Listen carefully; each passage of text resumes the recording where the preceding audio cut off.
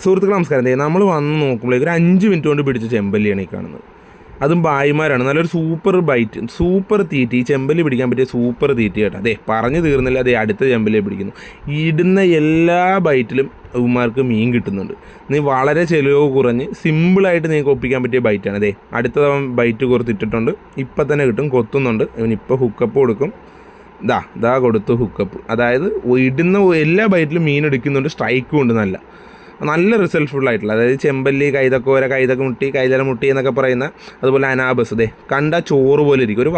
ചെറിയൊരു ചേമ്പലക്കകത്താണ് അവന്മാർ കൊണ്ടുവന്നിരിക്കുന്നത്. എല്ലാം ഇപ്പം പിടിച്ച മീനായിട്ട്. വെറും 5 മിനിറ്റേ ഉള്ളൂ. 3 ഭായിമാരാണ് പണിയും കഴിഞ്ഞ് വന്നിട്ട് ചുമ്മാ അവന്മാർ പോൾ റോഡുമായിട്ട് വന്ന് ചുമ്മാ ഇരുന്ന് പിടിക്കും. ഇവിടെ മലയാളികൾ ഇരുന്നിട്ട് കിട്ടണില്ല. ഇനി മലയാളികളെ കാണിച്ചു തരാം.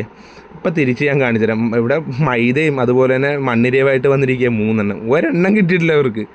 ഇവന്മാർ വന്ന് നിമിഷ നേരം കൊണ്ടാണ് മീനും പിടിച്ചു പോയത് കേട്ടത്.